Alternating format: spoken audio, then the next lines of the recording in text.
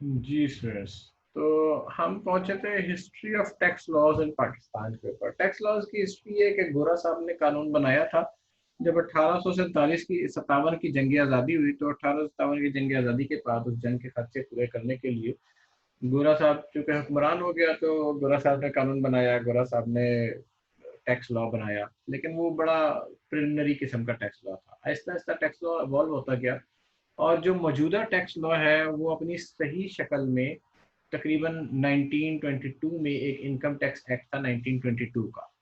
उस वक्त ये इस शक्ल में लागू किया गया बर सग़ीर पाक और हिंद के ऊपर। और उसके बाद जब इंडिया, पाकिस्तान, बांग्लादेश अलग अलग बन गए, तो फिर उन्होंने अपने अपने मुल्कों में ये कानून लागू किया। यही प्रिंसिपल्स, ये तीनों मुल्कों के अंदर यही कानून चल रहा है जो गोरे ने उस वक्त बनाया था। और पाकिस्तान में ये हुआ कि 1979 में इस कानून में काफ़ी कुछ तब्दीलियां करके और कुछ पाकिस्तानी इन्वायरमेंट को सूट करने के हिसाब से इसमें चेंजेस कर दी गई और फिर ये कानून कहलाने लगा इनकम टैक्स ऑर्डिनेंस 1979। फिर 2001 में इसमें तब्दीलियां मजीद की गई और अब ये कानून इनकम टैक्स ऑर्डिनेंस 2001 कहलाता है। तो ऐसी बात है, हर मुल्क के अपने सर्कमस्टेंसेस होते हैं, उनके मुताबिक वो कुछ सर्कमस्टेंशियल चेंजेस करता है जो रिक्वायर्ड होती है, अदरवाइज प्रिंसिपल वही है। ठीक है। नहीं, पैराग्राफ याद करने की जरूरत नहीं है, ये तो जस्ट हिस्ट्री है, ये मैं आपको वैसे ही बता रहा हूँ, पढ़ लीजिएगा, इसको एक दफा, याद करने की जरूरत नहीं है इसको। तो यहाँ पर हमारा चैप्टर 1 जो है वो मुकम्मल हो जाता है। ठीक है। चैप्टर 2, इस चैप्टर में जो चैप्टर 1 में असल याद करने वाली बात थी ना, वो थी जो ये जो मैंने आपको, एक तो ऑब्जेक्टिव्स वाली चीजें थी, ये याद करने वाली बातें थी। फिर ये बाज़ औक़ात थ्योरी में आ जाएगा, या वो बेसिक कैनन्स पूछ लेगा, या प्रिंसिपल पूछ लेगा, या काइंड ऑफ टैक्स पूछ लेगा। ये जो बातें थी ये असल में याद करने वाली बातें, उसके बाद वाली बातें कोई खास ऐसी नहीं है। चैप्टर 2 बताता है basically constitutional provisions and taxes.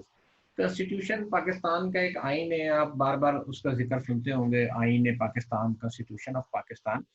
तो असल में कॉन्स्टिट्यूशन जो है ये एक सोशल एक जो है ना वो गवर्नमेंट को एक पावर फराहम करता है, जिसके तहत फेडरल गवर्नमेंट और प्रोविंशियल गवर्नमेंट अपने अपने राइट्स आइडेंटिफाई करती हैं और अपने अपने एरियाज में फिर वो टैक्स लगाती हैं। ठीक है। फेडरल फाइनेंशियल प्रोसीजर्स क्या होते हैं? ठीक है। अब ये कहता है कि कॉन्स्टिट्यूशन ऑफ पाकिस्तान, अब ये खैर आप इसको रीड कर लीजिएगा, लेकिन मैं आपको इसमें से जो मोटी इंपॉर्टेंट बातें हैं वो मैं आपको बता देता हूँ। फेडरल गवर्नमेंट जो है वो फेडरल लेवल के ऊपर, जाहिर सी बात है, उसकी बहुत सारी जिम्मेदारियां हैं। मसलन उसमें मुल्क के दिफा का ख्याल करना है। कुछ सब्जेक्ट्स होते हैं जो फेडरेशन के पास होते हैं और कुछ सब्जेक्ट्स जो हैं वो प्रोविंसेस के पास होते हैं। मसलन पूरे मुल्क का दिफा जो है ना वो अब फेडरेशन की जिम्मेदारी है, फेडरल कैपिटल की जिम्मेदारी है कि वो पूरे मुल्क का दिफा करे। ठीक है। तो वो टैक्सेस इकट्ठे करता है, ऐसी बात है, वही दिफा के ऊपर लगाता है। और कुछ चीज़ों की जिम्मेदारी होती है वो प्रोविंसेस के ऊपर होती है। फिर फर्दर उन चीज़ को, बहुत सारी चीज़ों की जिम्मेदारी होती है जो जिली गवर्नमेंट के ऊपर चली जाती है। तो जिम्मेदारी इस तरह तकसीम दर तकसीम होती जाती है। और ये किसकी कितनी जिम्मेदारी है या किसकी कितनी रिस्पॉन्सिबिलिटी है, किसका कितना राइट है, वो राइट्स एंड ऑब्लिगेशन सारे के सारे हमारे कॉन्स्टिट्यूशन में डिफाइन है। ठीक है। अब इसमें जो याद करने वाली चीज़ें हैं, वो पहले इसमें ये 1.2.1 ये कहता है कि federal consolidated fund and public account. ठीक है। तो कहता है all revenues received by the federal government, all loans raised by that government and all moneys received by it in repayment of any loan shall form part of a consolidated fund to be known as federal consolidated fund.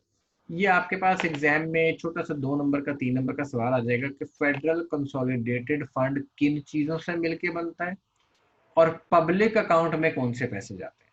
तो ये पहला जो bullet है ये याद करना है आपने कि फेडरल कंसोलिडेटेड फंड में कौन से पैसे जा रहे हैं। दूसरा बुलेट बता रहा है कि पब्लिक अकाउंट में, ये दो किस्म के अकाउंट गवर्नमेंट मेंटेन करती है, एक फेडरल कंसोलिडेटेड फंड और एक पब्लिक अकाउंट रहता है। पब्लिक अकाउंट में कहता है all other moneys received by or on behalf of the federal government or received by or deposited with the Supreme Court or any other court established under the authority of the federation shall be paid to the public account of the federation। तो ये जो है ना ये एक bullet है जिसको आपको, ये दो बुलेट्स है, 1.2.1 पैराग्राफ है जो आपको याद करना है जरूरी। ठीक है। अच्छा जी, उसके बाद वो फेडरल गवर्नमेंट के पास वो पैसे रखे हुए होते हैं। गवर्नमेंट क्या करती है, एनुअल बजट स्टेटमेंट ड्रॉ करती है, बताती है कितने एक्सपेंडिचर है, कितना खर्चा होगा। अब फिर ये एक पैराग्राफ है 1.2.4, ये बताता है कि अब फेडरल कंसोलिडेटेड फंड में पैसे तो आ गए, वहां से खर्चे क्या क्या होंगे। ठीक है, तो ये जो खर्चे लिखे हुए हैं ये आपने याद करने हैं कि कौन कौन से खर्चे जो है फेडरल कंसोलिडेटेड फंड से पे हो रहे हैं। मसलन इसमें आप देखें तो लिखा हुआ है जो प्रेसिडेंट है सदर पाकिस्तान आजकल आरिफ अलवी साहब है, उनकी तनख्वाह फेडरल कंसोलिडेटेड फंड से पे होती है। हमारे जो supreme court Islamabad high court के जजेस हैं उनकी फेडरल कंसोलिडेटेड फंड से पे होती है। Chief election commissioner, chairman and deputy chairman, speaker and deputy speaker of national assembly, auditor general of Pakistan, इन सब की तनख्वाहें जो है वो कहाँ से पे होती है, फेडरल कंसोलिडेटेड फंड से होती है। फिर administrative expenses including remuneration payable to officers and servants of the Supreme Court, High Court, Department of Auditor General, chief election commissioner commission, यानी वो जो ऊपर वाले इदारे हैं और उनके जितने मुलाजमीन हैं वो सब की तनख्वाहें जो है कहाँ से होती है, फेडरल कंसोलिडेटेड फंड से होती है। All debt charges for which the federal government is liable, यानी जितने भी ये लोन कर्जे लिए जाते हैं उन सब के रिलेटेड जो इंटरेस्ट वगैरह पे होना है वो भी फेडरल कंसोलिडेटेड फंड से पे होगा। Any sums required to justify any judgment, decree or award against Pakistan by any court or tribunal, अगर फर्ज किया दुनिया में कोई पाकिस्तान, दुनिया की कोई आलमी अदालत पाकिस्तान के खिलाफ फैसला करती है तो उस फैसले के लिए जो पेमेंट की जाएगी, अगर कोई पाकिस्तान के ऊपर आलमी अदालत कोई पेनल्टी लगाती है तो उसकी पेनल्टी की पेमेंट भी कहाँ से होगी, फेडरल कंसोलिडेटेड फंड से होगी। इसके अलावा अगर पार्लियामेंट कोई और सम अप्रूव कर दे कि भाई इसे भी फेडरल कंसोलिडेटेड फंड से पे करो तो वो फेडरल कंसोलिडेटेड फंड से पेमेंट की जाएगी। ये आपको याद रखना है 1.2.4। बाकी ये प्रोसीजर है एनुअल बजट स्टेटमेंट का। इसका सादा सी बात ये है कि गवर्नमेंट जो है ना वो एक पार्लियामेंट के सामने बजट प्रेजेंट करती है, पार्लियामेंट को कहती है कि जनाब ये आमदनी है और ये खर्चे हैं। फिर वो मुख्तलिफ मद बताती है कि फला मद में खर्चा होना है, फला मद में खर्चा होना है, और फिर पार्लियामेंट जो है वो जिस जिस मद में खर्चा होना था वो पार्लियामेंट अप्रूव करती जाती है। ठीक है, इसको आप एक दफ़ा देख लीजिएगा, ये 1.2.6, 1.2.7, 1.2.8 ये सारा प्रोसीजर है। इस प्रोसीजर में कोई खास ऐसी याद करने वाली बातें नहीं है। ठीक है, लेकिन अगर कोई चीज़ आपको ना समझ में आए तो मुझसे आप पूछ लीजिएगा। ठीक, जो याद करने वाली, इसी तरह बिल्कुल एग्जैक्ट डिटो कॉपी जो है वो प्रोविंशियल प्रोसीजर्स है। उसमें प्रोविंशियल प्रोसीजर में भी आपने याद रखना है प्रोविंशियल कंसोलिडेटेड फंड और पब्लिक प्रोविंशियल पब्लिक अकाउंट, उसमें पैसे कहाँ से जमा होते हैं। ठीक है, इसी तरह आप नीचे जाएंगे तो यहाँ पर expenditure charge upon provincial consolidated fund, तो प्रोविंशियल कंसोलिडेटेड फंड को कौन कौन से खर्चे चार्ज हो सकते हैं वो उनकी ये लिस्ट दी हुई है।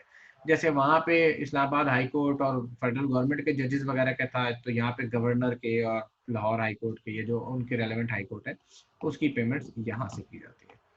बाकी इसके अंदर आप एक नज़र पढ़ लीजिएगा, बाकी प्रोसीजर्स हैं वो बजट के अप्रूवल के प्रोसेसेस हैं, उनको आप एक नज़र पढ़ लीजिएगा, उसमें कोई खास ऐसी याद करने वाली चीज़ें नहीं है।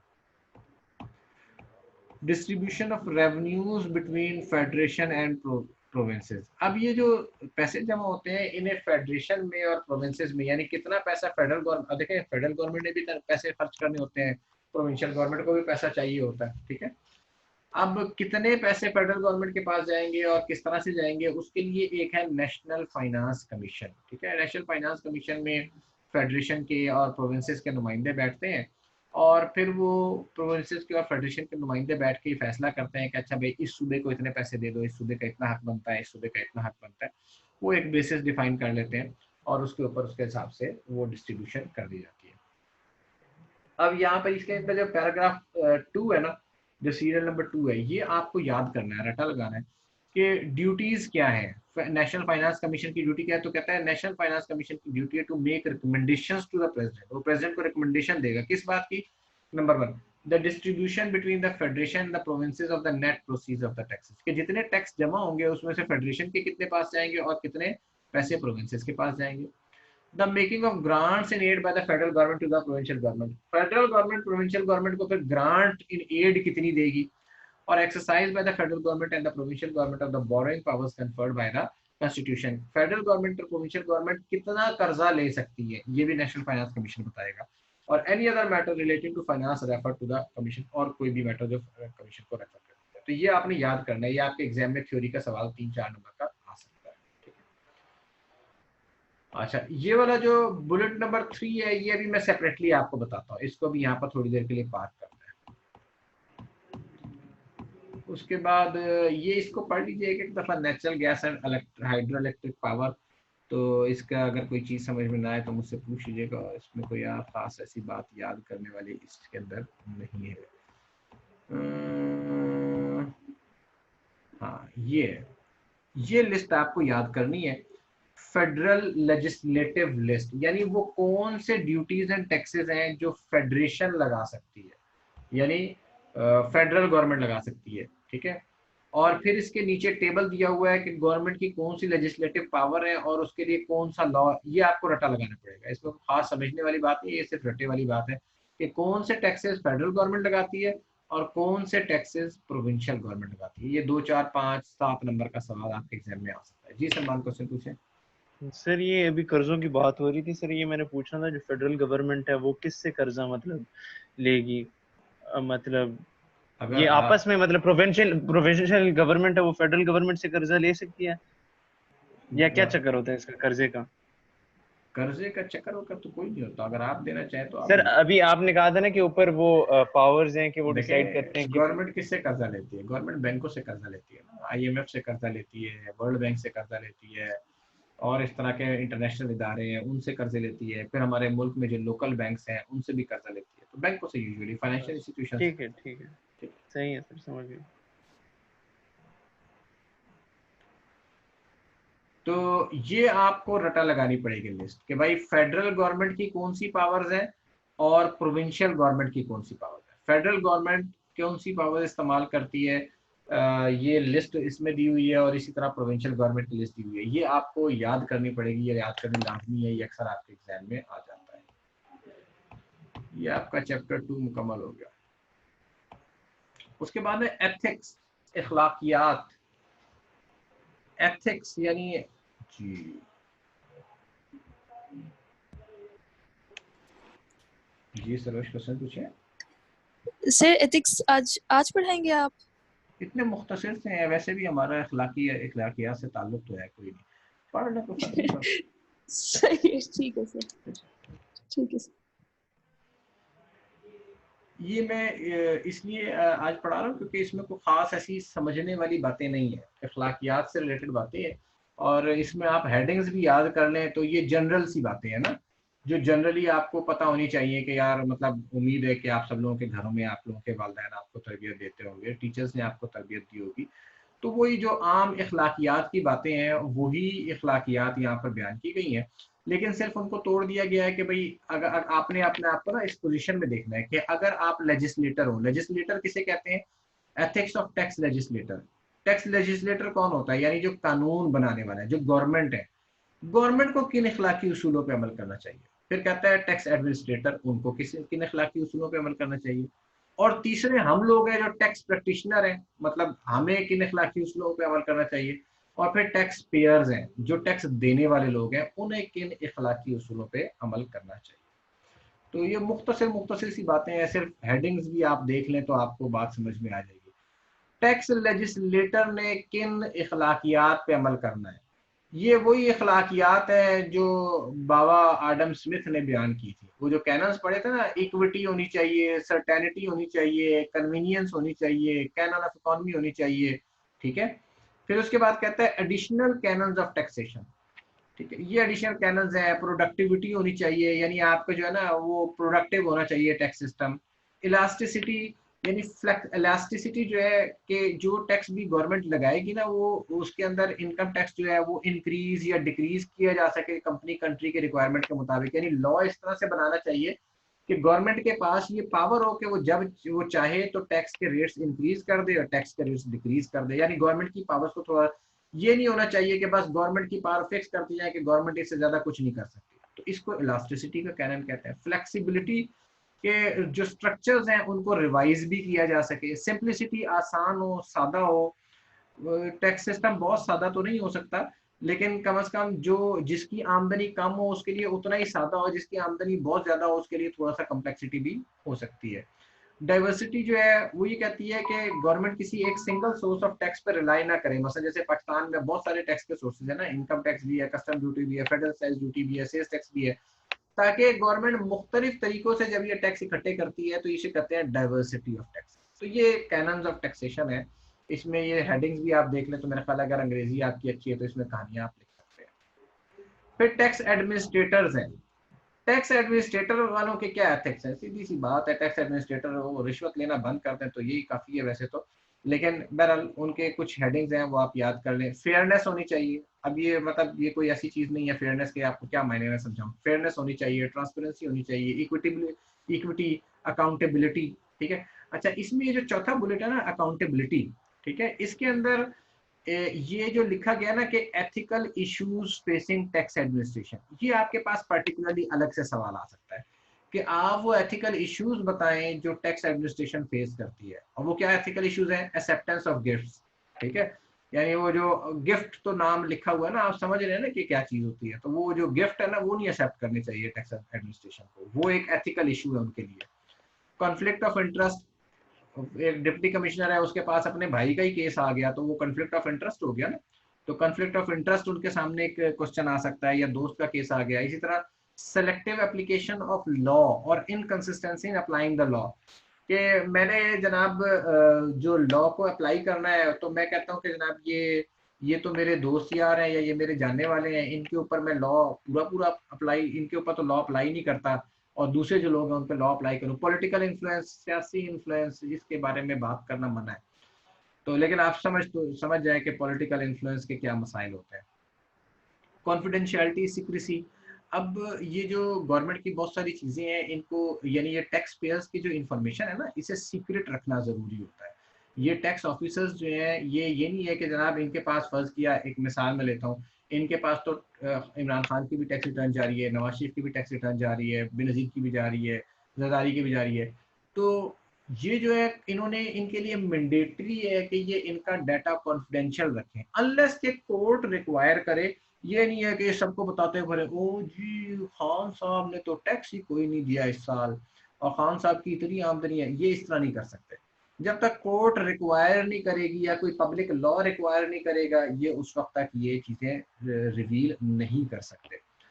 डिस्क्रिशन को एक्सरसाइज करना, कि ये डिस्क्रिशन को हम किस तरह से एक्सरसाइज करें, ये एक एथिकल इशू है। करप्शन और लैक ऑफ ऑटोनॉमी, ये एथिकल इश्यूज है which the tax administration face. In administration को या इन इश्यूज को भगाने के लिए, इनसे जान छुड़ाने के लिए क्या क्या प्रिंसिपल्स होने चाहिए? प्रिंसिपल्स होने चाहिए open plan, open policy statement, open rules, open finding, open reasons, open precedents, fair informal procedures.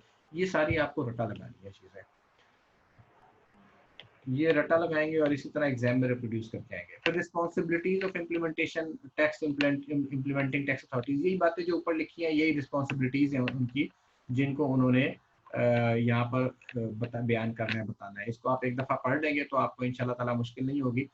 Responsibilities क्या है मुख्तसर में आपको बताता हूँ। ओबे ऑल लॉज, सारे लॉज का उन्होंने ओबे करना है, ऑनेस्टी के साथ काम करना है, इम्पार्शियल और फेयर रहना है, प्रॉम्प्ट, एफिशिएंट और क्वालिटी सर्विस प्रोवाइड करनी है तमाम स्टेक होल्डर्स को, पॉलिटिकल एक्टिविटीज में हिस्सा नहीं लेना, रिकॉर्ड जो है इन्होंने प्रॉपर्ली मेंटेन करना है, गिफ्ट इन्होंने वसूल नहीं करने, इन्होंने रीजनेबल एफर्ट करनी है कि गवर्नमेंट को प्रॉपर टैक्स कलेक्ट किया जाए, ठीक है। टैक्स पेयर्स के जो रिफंड क्लेम्स हैं उनको ड्यू डिलिजेंस के साथ उनको चेक किया जाए और उनको प्रॉपर्ली रिफंड किया जाए। टैक्स पेयर्स को एजुकेट किया जाए कि उनके राइट्स एंड रिस्पॉन्सिबिलिटीज क्या है। ये वो तमाम बातें हैं जो अनफॉर्चुनेटली नहीं हो रही होती, लेकिन किताब में लिखी हुई है, आपको एग्जाम में रिप्रोड्यूस करनी जरूरी है, ठीक है। उसके बाद टैक्स प्रैक्टिशनर्स, ये बहुत इंपॉर्टेंट है क्योंकि आप लोगों में से हो सकता है 2 4 5 लोग जो है कल जाके टैक्स प्रैक्टिशनर बने, और ये एग्जामिनर फिर पूछता है क्योंकि एक्सपेक्ट करता है ना कि आप कल चार्टर्ड अकाउंटेंट बनेंगे तो आप टैक्स प्रैक्टिस भी कर रहे होंगे। तो आपके उसूल क्या होने चाहिए? ये मतलब अंग्रेजी की सीधी सीधी सी बातें, integrity, objectivity, professional competence and due care, confidentiality, professional behaviour, ये चीज़ें आपने मेंटेन करनी है। तो इनके ऊपर एग्जाम में आप सिर्फ ये हेडिंग याद कर लें, तो ये हेडिंग के नीचे अगर आपकी अंग्रेजी अच्छी है तो वो बाकी सारी चीज़ें आप एक्सप्लेन कर सकते हैं कि इंटीग्रिटी का क्या मतलब है, ऑब्जेक्टिविटी का क्या मतलब है, प्रोफेशनल कॉम्पिटेंस क्या होती है, कॉन्फिडेंशियलिटी क्या होती है, प्रोफेशनल बिहेवियर क्या होता है। फिर उसके बाद है जी एथिक्स ऑफ टैक्स पेयर्स, ठीक है। एथिक्स ऑफ टैक्स पेयर में जिस तरह से यानी उन्होंने उनके जो है ना कि उन्होंने क्या करना है टैक्स कंप्लायंस के लिहाज से ना, तो वो टैक्स कंप्लायंस जो है उन्होंने जाहिर सी बात है उन्होंने अपने टैक्स को प्रॉपर्ली पे करना है, रिश्वत नहीं देनी वगैरह वगैरह। इसमें एक इंपॉर्टेंट कंसेप्ट है जो आपके एग्जाम में 2-3 मरतबा आ चुका है, टैक्स अवॉइडेंस और टैक्स एवेजन।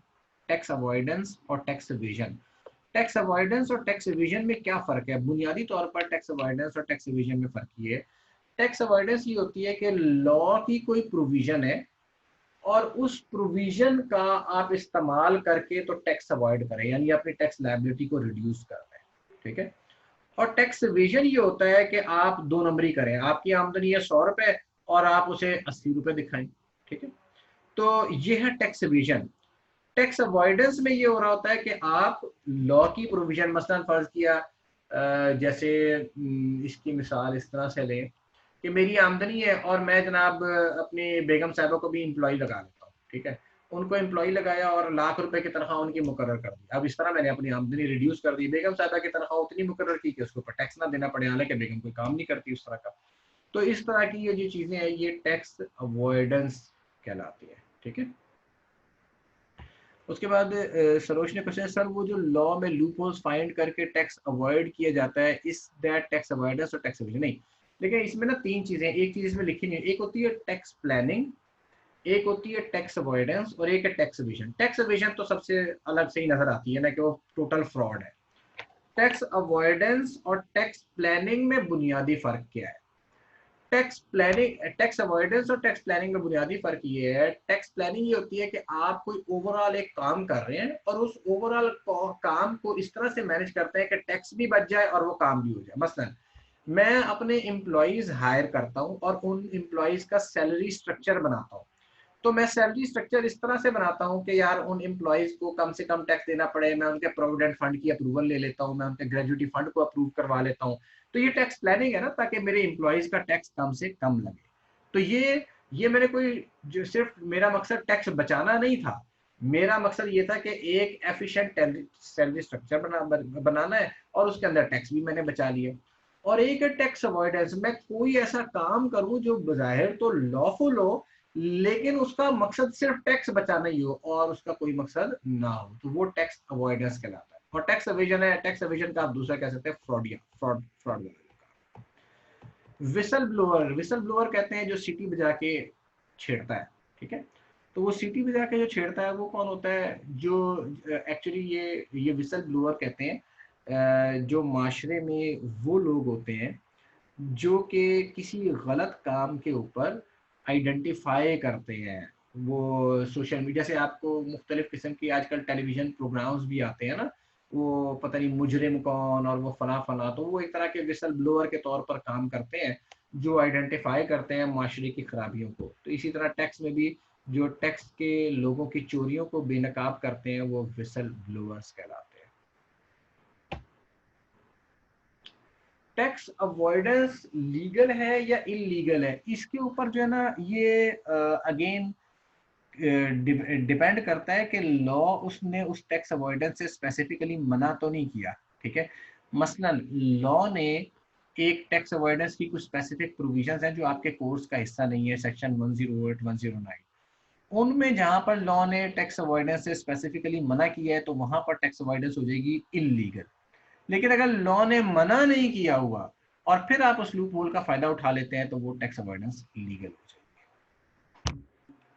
तो ये जनाब आपके थ्योरी के 3 चैप्टर्स थे, मुख्तसर थे, इनके ऊपर मैंने निशान आपको लगवा दिए हैं और ये बता दिए हैं क्या क्या चीज़ें इंपॉर्टेंट है। कल इंशाल्लाह ताला क्लास आखिरी होगी हमारी और उस क्लास में मैं आपको इनकम टैक्स के चैप्टर्स में चंद एक मामूली सी चीज़ें रह गई हैं वो बताऊँगा और मोस्ट इम्पॉर्टेंटली कल मैं ये आइडेंटिफाई करूँगा कि वो कौन सी चीज़ें हैं जो थ्योरी में पूछे जाने के चांसेस हैं। तो कागज़ कलम अपने साथ रखिएगा और मैं इंशाल्लाह ताला आपको आइडेंटिफाई करूँगा जिन चीज़ों को आपने लाजमी याद करना है। बाकी चीज़ों को आपने बाकी भी याद करनी है, लेकिन इन चीज़ों के ऊपर जो मैं आइडेंटिफाई करूँगा आप कोशिश कीजिएगा ज़्यादा एम्फेसिस करें।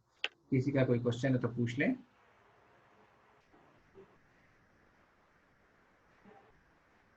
कोई क्वेश्चन नहीं है? Okay, thank you very much. कल इंशाल्लाह मुलाकात होगी।